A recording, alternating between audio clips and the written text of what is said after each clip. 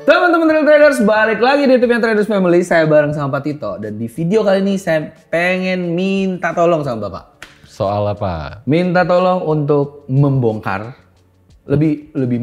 dikulitin sih sebenarnya. Dikulitin tentang trik-trik oknum yang ada di industri trading forex. Bukan hal baru dong buat Bapak. Bukan hal baru. Justru karena bukan hal baru, otak saya langsung kemana-mana. Saya langsung mikirnya, wah bukan konten nih, film nih.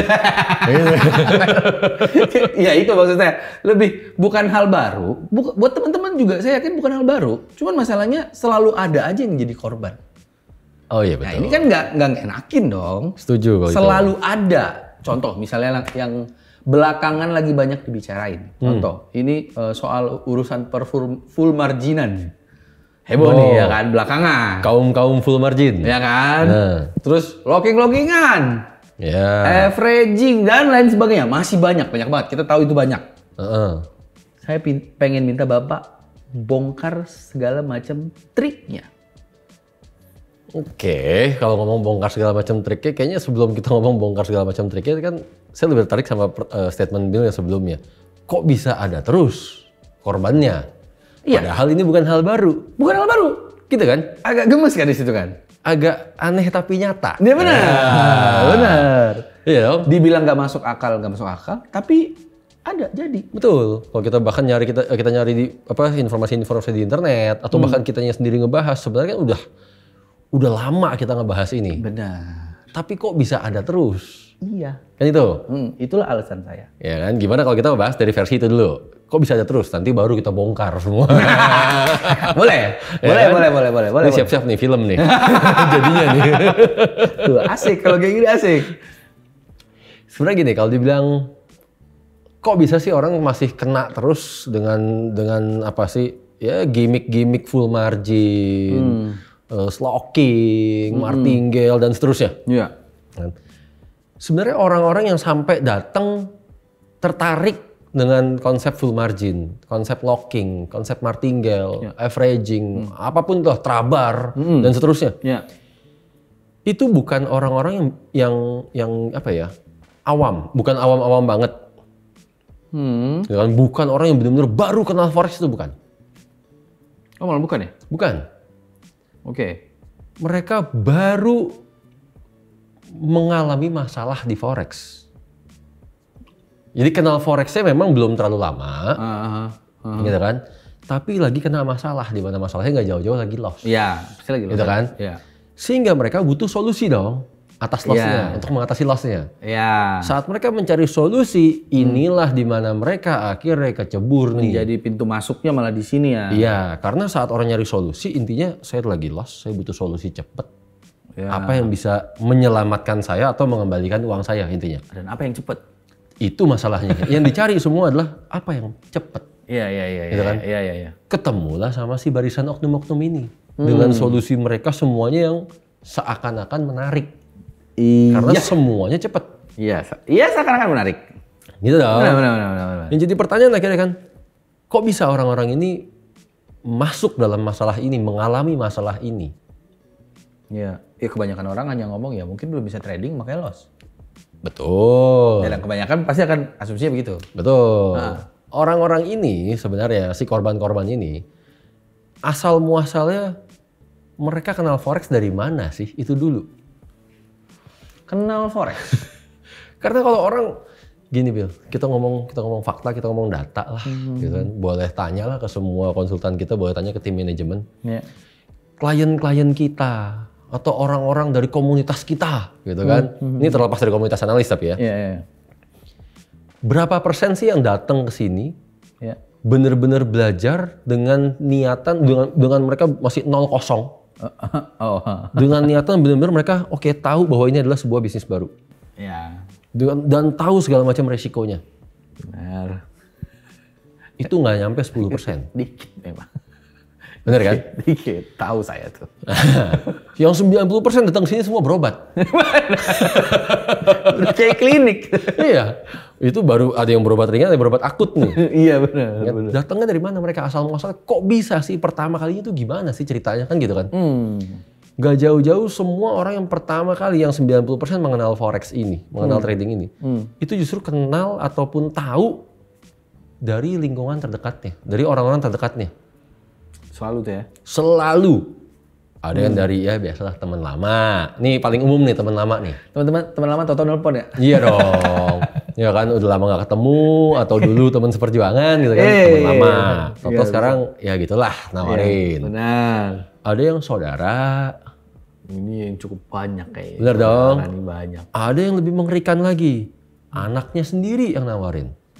Iya. Ada cerita itu. Benar dong. Atau kakak atau adiknya. Intinya ini semua orang terdekat nih. Iya. Menawarkan ada nih.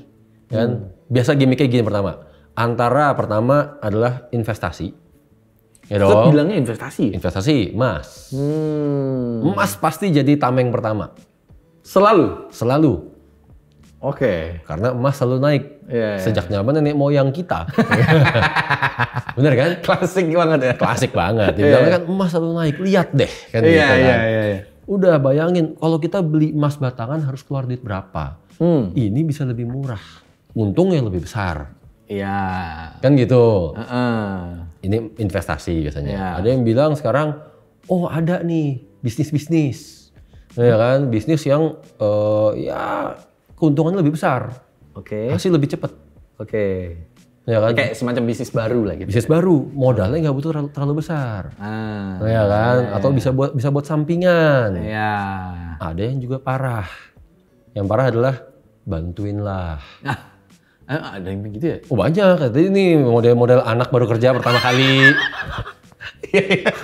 Banyak. Adek baru. Ekspresi Bapak tuh bener-bener ngomong banyak loh. Banyak.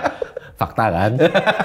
Bener gak sih anak baru kerja pertama kali? Adek baru kerja pertama kali. Iya kan? Tetangga baru kerja pertama kali. Iya. Iya kan? Terus kita kalau didatengin sama orang terdekat ditawarin. Emang agak sulit sih kalau kayak gitu. Susah dong. Antara satu mau bantu. Iya. Andai kan bukan niatnya bantu, niatnya percaya pun kita lebih gampang percaya sama siapa sih? Iya, orang terdekat kita. Orang terdekat. Iya. Benar dong. Benar. Apalagi saat orang terdekat ini menawarkannya, udah tenang aja. Pokoknya nanti semuanya di manage. Wow. Jadi mayoritas korbannya pertama ini orangnya nggak ngerti apa-apa tentang trading forex. Dia cuma taunya taruh duit di tradingin. Oh. Dia bahkan nggak tahu kalau di tradingin orang itu ilegal. Oh emang mayoritas itu malah langsung di tradingin ya? Di tradingin. Oh. Ditawarkan, ditradingkan. Iya. Gitu kan. Yang mentradingkan, waduh. Oke lah dia bilang, bukan saya yang mentradingkan, tenang aja. Ada atasan saya. Udah pro. Iya. Oke. Itu kan. Iya sih. Untungnya ya bisa berapa persen lah, itu suka-suka dia ngecapnya lah. Iya. Jadi pilihannya antara ditradingkan atau dikasih rekomendasi. Setiap hari, tenang, nanti saya pandu. Ya kan, kalau lagi bagus, emasnya lagi mau naik, ya saya kasih tahu kapan mesti beli, kapan mesti jual. Kan gitu. Iya. Nah otomatis, saya selaku orang awam, kita selaku orang awam, pikiran kita pertama kali yang kita rekam apa sih? Oh oke, ada uang tambahan, mudah nih. Karena semua serba dikasih tahu. Benar. Saya terima beres nih. Gak perlu belajar lagi nih. Gak perlu belajar apa-apa lagi nih. Iya. Ya kan, hasilnya besar. Iya, benar. Tertarik dong kita dong. Iya. Tertarik, cemplungin duit. Dan biasanya semua akan menawarkan dari modal yang kecil aja dulu. Kecilnya orang beda-beda nih. Saya baru. Iya, oke. Orang beda-beda. Ada yang bilang, udah dari ya biasanya orang ngukur-ngukur lah ya. Ngomongnya ke siapa. Iya benar. Gitu kan? Iya. Ada yang dia nyebutin 10 juta, ada yang nyebut 20 juta, ada yang 50 juta, ada yang 100 juta, tergantung lawan bicaranya berapa nih kecil buat dia. Benar, ya kan? Yang penting makannya dulu. Yang penting coba dulu. Iya. Begitu dicobain, dah entah ini trading kan, entah ini dikasih rekomendasi, pasti fasenya sama. Oke. Fasenya adalah yang penting orang ini merasakan profit. Gitu kan? Jadi biasa trading hanya dalam waktu singkat. Iya. Tradingnya singkat nih, misalkan kita beli 1 lot gitulah contohnya. Iya. 1 lot, ntar dalam sekian menit doang, udah cukup. Ambil profitnya. Oh, memang selalu diskenariokan di awal yang terlihat mudah dan dia profit aja dulu? Pasti. Oke. Gitu loh. bahwa yang tadi disebut atasannya atau disebut siapanya itu bukan orang-orang bodoh, mereka emang bisa analisa. Oh, emang bisa analisa? Bisa. Oke. Aduh, kalau zaman ini kita ngomong versi sekarang nih. Kalau zaman dulu lebih serem, Bil. Maksudnya lebih seru? Kalau zaman dulu itu pakai harganya yang semua recorded. Jadi orang pasti bisa dibikin profit. Zaman dulu nih kita bicara nih. Ini zaman pertama saya kenal forex tahun 2009 2010. Itu ada tempat-tempat yang menyediakan harganya semua recorded, harga rekaman. Harga rekaman ya kita pasti tahu lah kapan naik kapan turun. Iya. Orang pasti bisa dibikin pasti untung, Pak, pasti untung. Itu zaman dulu. Oke. Kalau zaman sekarang udah lebih advance lah. Ya kan, bahwa memang saat di tradingkan ataupun dikasih rekomendasi tadi itu memang hasil analisa. Oke. Gitu loh. Analisa untuk prinsipnya gini. Prinsipnya adalah gimana caranya Bill misalkan ya. Dalam waktu singkat merasakan profit. Itu dulu yang penting. Tahap awal harus itu. Tahap awal harus itu. Dan Bill harus lihat saat kejadian itu terjadi. Saat transaksi itu terjadi, Bill harus lihat. Kan gitu. Oke. Ya kan, jadi baik itu ditradingkan ataupun itu rekomendasi, orangnya akan lihat, gila ya. Tadi suruh beli, ini baru 5 menit. Baru 10 menit. Misalkan berapa lah. Iya, bener ya ternyata ya. Saya udah untung. Iya. Taruhlah $100. Iya. Bener kan? $100. Ih, cepet banget ya. Cari di mana lagi? Cari, itu loh. Si orang awam ini kan akhirnya akan mikir, gila ya ternyata ada ya dunia kayak begini ya. Saya capek-capek kerja selama ini.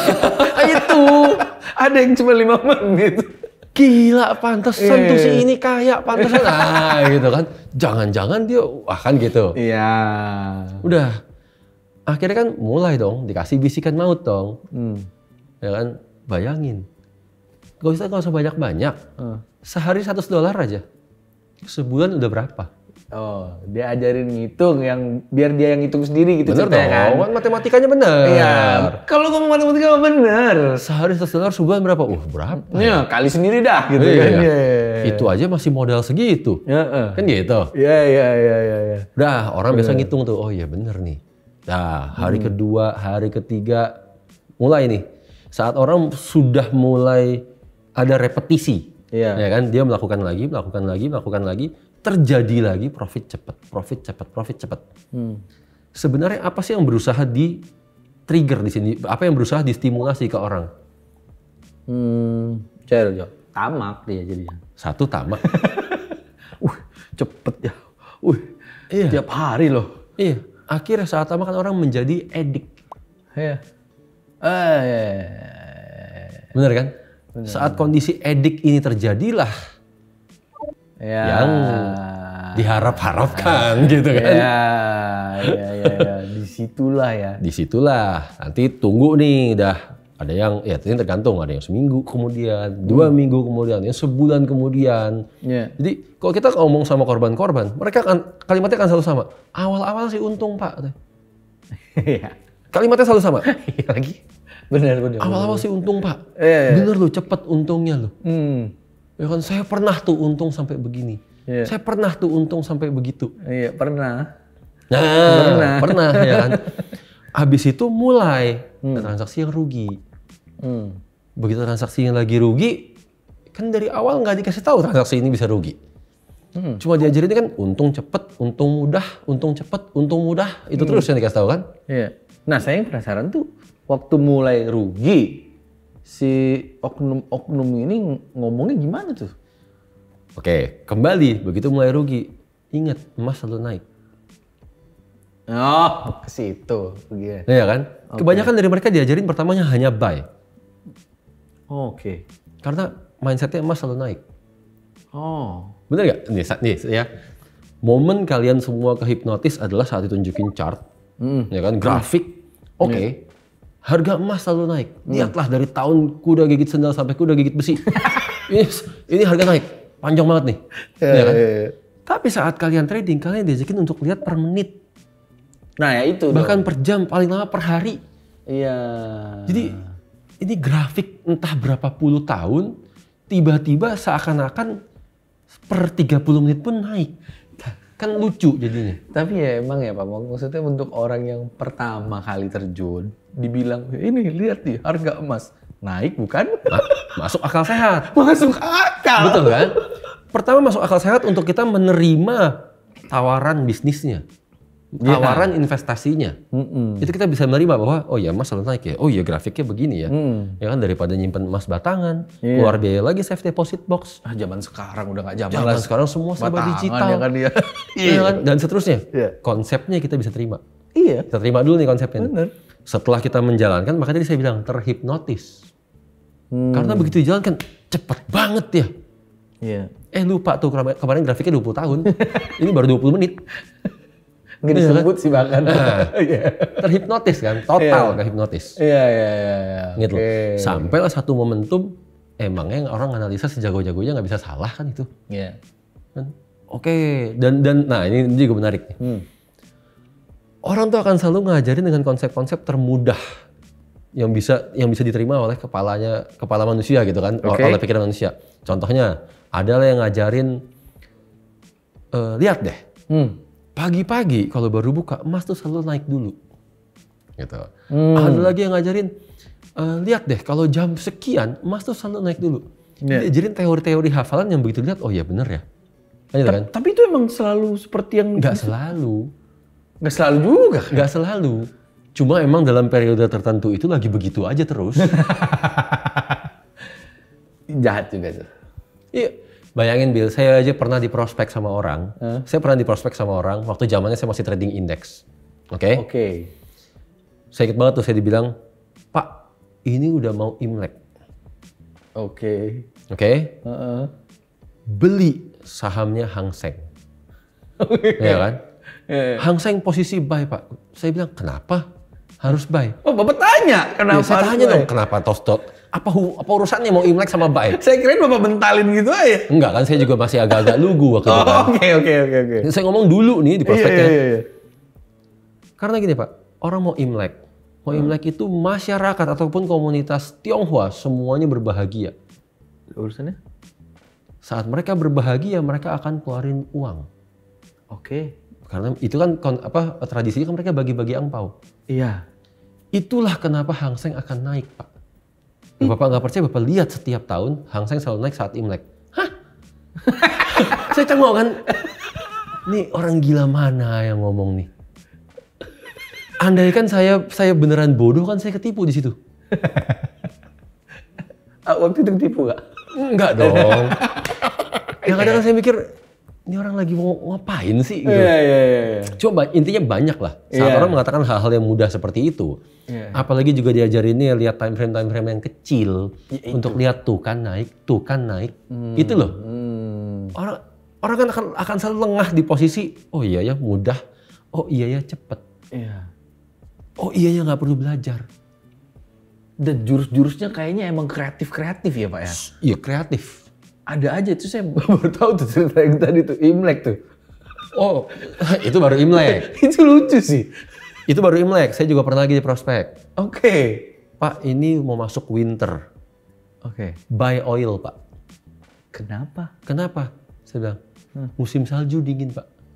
Sebentar dulu, kenapa tuh?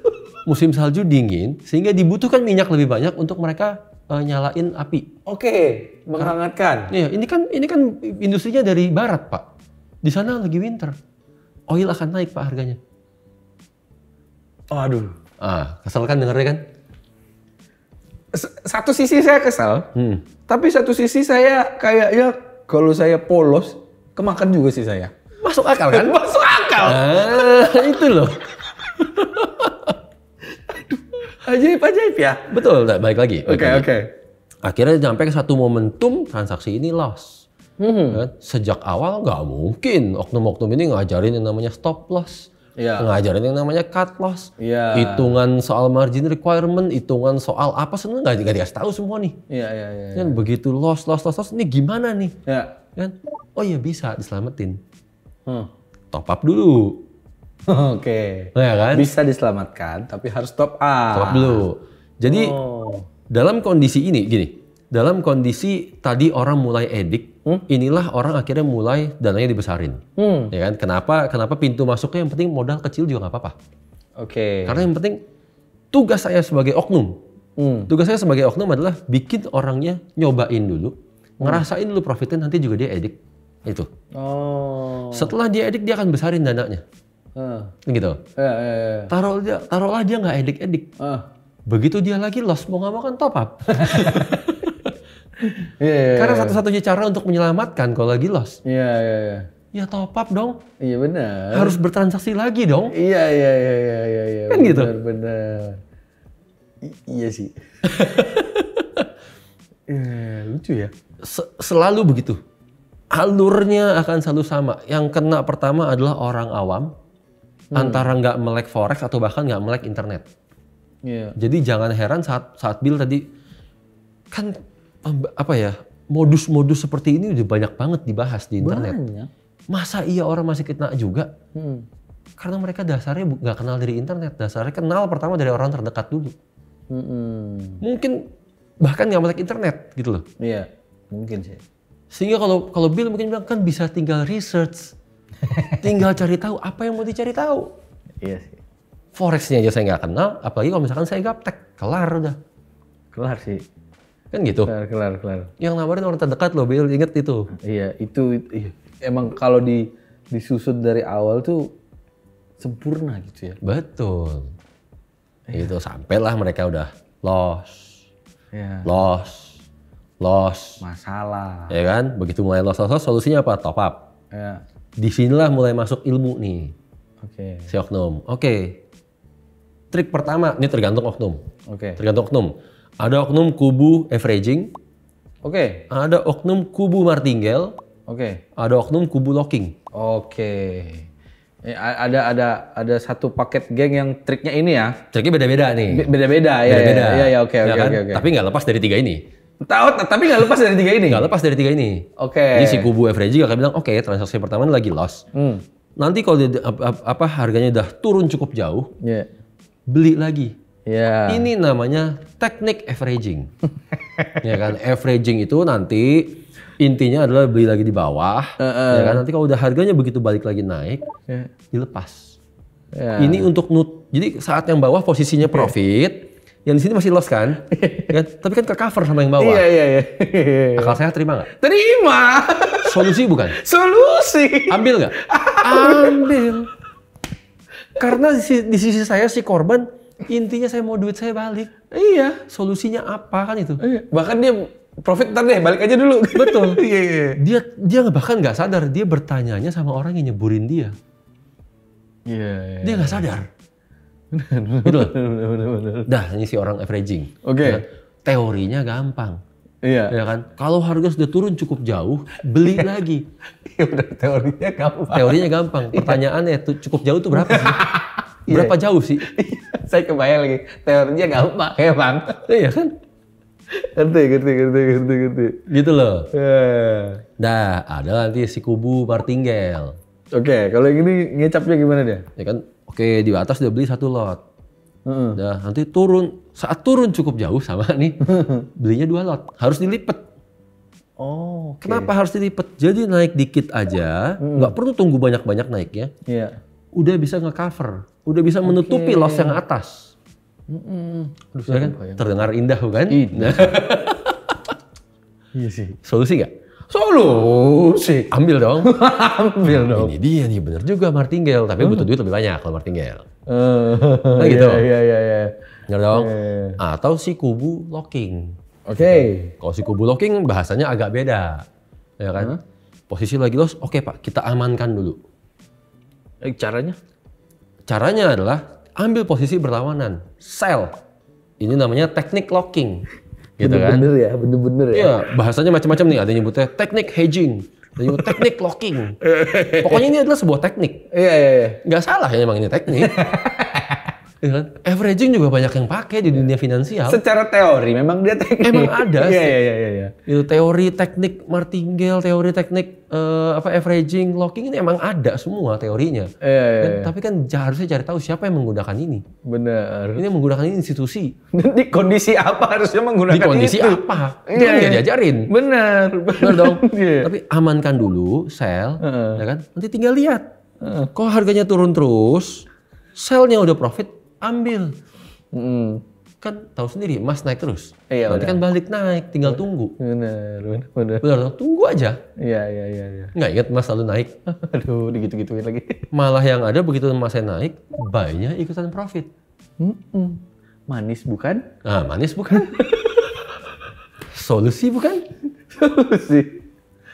Gitu loh. Astaga, iya. Jadi, ya silakan kalian tanya sendiri lah sama diri kalian masing-masing, teman-teman semua. Yang oke, awalnya solusinya begitu.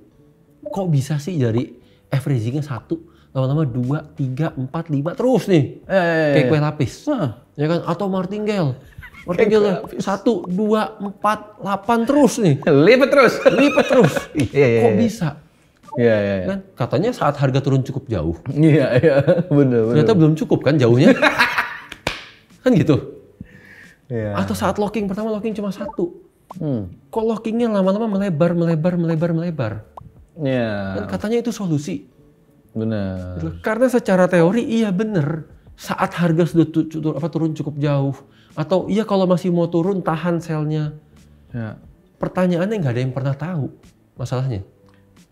Benar. Kapan dikatakan cukup jauh? Kapan timing terbaik saya harus buka lockingan saya? Benar. Bahwa kondisi-kondisi itu adalah kondisi-kondisi yang bikin orang makin terpuruk, yang bikin orang makin habis, kerjanya cuma top up terus. Iya. Sampai ludes semuanya. Sampai ludes. Itu kayak orang disayat pelan-pelan, bunuh diri pelan-pelan, tau gak sih? Iya sih. Sementara di sisi orang yang menawarkan tadi, yang dia dapat dalam setiap transaksi, komisi. Iya. Averaging. Transaksi yang pertama, komisi. Iya. Di averaging lagi, komisi. Averaging lagi, komisi. Benar. Komisinya itu per transaksi. Yes. Dikali nilai lot. Iya. Tapi susah Pak. Entah kenapa nih, karena Bapak nyeritainnya cukup detail ya, dengan pengalaman Bapak tadi juga. Saya bisa bilang, kalau orang kena pasti ketipu sih. Pasti. Makanya saya bilang, Kayak nggak ada jalan keluarnya tuh, kena lu pasti. pasti kena. Karena sekarang coba kita urutin ya. Apa sih yang pertama ditawarkan? Iya. Uang cepet, uang mudah. Mudah, 2 aja. Nominal besar. Oh iya, benar. Oke. Iya. Alurnya setelah ini yang ditawarkan, di mana ini pasti siapa sih yang nggak tertarik? Emang ada orang nggak butuh uang? Itu aja dulu. Pasti. Tertarik dong? Iya. Alurnya setelah ini sebenarnya yang berusaha di-create secara sengaja, yang berusaha diciptakan secara sengaja adalah edik. Karena saat orang edik, orang nggak bisa mikir. Benar. Benar dong? Benar. Lalu muncul masalah loss. Iya. Begitu muncul masalah loss, dia nyari solusinya ke orang yang sama. Gitu. Iya. Dikasihlah solusi yang sebenarnya bikin orang makin terpuruk. Dengan kemasan itu akan menyelamatkan mereka. Menyelamatkan, bahkan mengembalikan loss-nya dalam waktu cepat. Ya. Lagi-lagi dalam waktu cepat. Benar. Saya punya pertanyaan iseng deh Pak. Apa? Ada kemungkinan selamat nggak sih sebenarnya? Nggak ada yang selamat lah. Itulah. Kenapa orang yang datang ke sini, kalau misalkan orang pertama kali datang ke sini nih, kan, tunjukin tradingannya kayak jemuran semua. Iya, saya pernah lihat kali itu. Bukan pernah lihat lagi, 90% yang datang ke sini. Begitu, iya Pak, saya lagi posisinya nyangkut. Ini jemuran, kue lapis, semua ada di sini nih. Nah kan, ini gimana ya? Dan selalu jawaban kita cut loss Pak, udah. Pasti dia telan ludah dulu dong. Iya, cut loss nih Pak. Cut loss nih. Oh, katanya selama posisi saya belum tutup, saya belum loss. Nah, itu selalu. Hanya transaksi yang udah ketutup itulah untung atau rugi intinya. Masih ketinggalan tuh di dalam pikiran dia kata-kata itu ya? Betul. Jadi bagaimana cara menyelamatkan? Saya kan belum loss. Oke. Iya kan? Kacau banget. Itu belum loss tapi belum bisa tidur kan? Udah berapa yang dijual? Iya. Iya, gitu loh. Untuk case itu ya bisa kita simpulkan nggak ada obatnya ya? Nggak ada obatnya.